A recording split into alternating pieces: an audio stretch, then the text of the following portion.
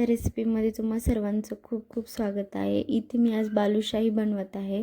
त्यासाठी इथे मी 2 वाटी मैदा घेतला आहे आणि त्याच वाटीने अर्धी वाटी तूप, 1 चमचा बेकिंग पावडर आहे, सोडा पण तुम्ही वापरू शकता, फक्त मेजरमेंट कमी जास्त होईल।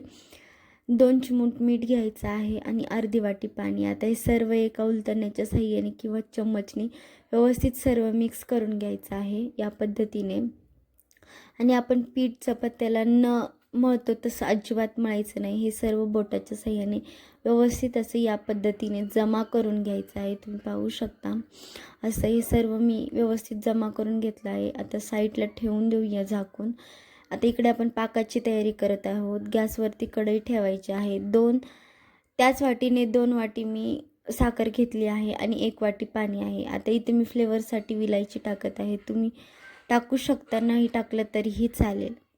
सर्व व्यवस्थित बारीक कुटून घेतले आहे आणि त्याच्यामध्ये टाकून घ्यायचे आहे। आता हे सर्व व्यवस्थित मिक्स करून घ्यायचं आहे। साखर व्यवस्थित विरघळली यासाठी मिक्स करायचं आहे। त्यानंतर आता इथे आपला पाक तयार झाला आहे। इथे तुम्ही पाहू शकता दोन्ही बोटाच्या मध्ये अशी एक तार तयार झाली पाहिजे, तेव्हाच आपला पाक असा तयार झाला असं समजायचं। तर आपला पाक तयार झाला आहे। मी गॅस बंद करून साईडला ठेवून दिला आहे आणि जे पीठ आपण मळून ठेवलं होतं ते व्यवस्थित असं चाकूच्या साहाय्याने कट करून घ्यायचं आहे। तुम्ही इथे पाहू शकता या पद्धतीने असं केल्याने ही प्रोसेस करणं खूप जास्त महत्त्वाची आहे। त्यामुळे आपल्या बालुशाहीला लेयर खूप छान सुटतात। तुम्ही इथे पाहू शकता खूप सुंदर असं आपलं पीठ दिसत आहे, लेयरी पीठ झालं आहे। त्यामुळे बालुशाहीला लेयर सुटतात। या पद्धतीने आता व्यवस्थित कट करून घ्यायचा आहे एक गोळा आणि वरतून व्यवस्थित असं स्मूथ करून घ्यायचं आहे आणि बालुशाहीचा आकार देऊन घेणार आहोत। ते बघा मी सर्व व्यवस्थित मळून घेत आहे आणि परत आपण चाकूच्या साहाय्याने व्यवस्थित सर्व कट करून घ्यायचं आहे। तुम्ही बघा या पद्धतीने एकसारखा आकार देऊन घ्यायचा आहे, म्हणजे आपली बालुशाही एकसारखी तयार होते। तुम्ही पाहू शकता बघा या पद्धतीने आपण असं करून घ्यायचं आहे।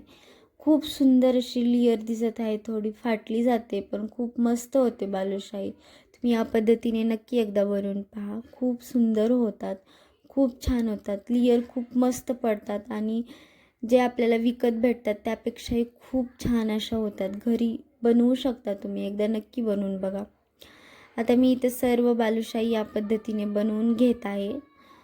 हे बघा किती सुंदर दिसत आहे, बालुशाही मार्केटसारखी दिसत आहे।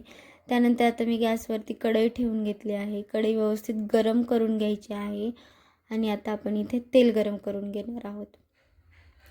तेल खूप जास्त गरम करायचं नाही, कारण वरतून मग बालुशाही गोल्डन कलरची होते आणि मग आतमध्ये कच्चीच राहते। आता मी बालुशाही टाकून घेतली आहे।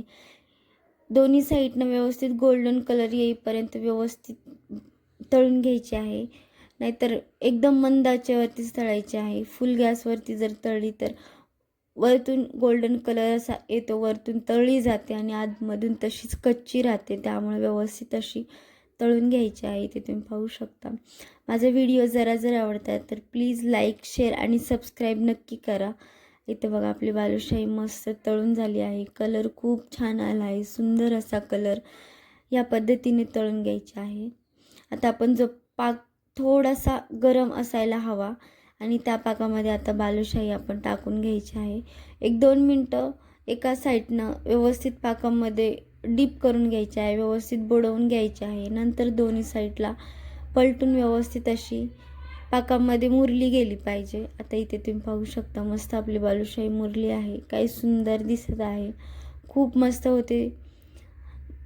इथे बघा खूप छान आणि खूप सुंदर दिसत आहे। तुम्ही एकदा नक्की बनवा। आता रक्षाबंधन आलं आहे, त्यासाठी स्पेशल बालुशाही गोड बनवू शकता, खूप मस्त होते। ओके, बाय बाय, भेटूया।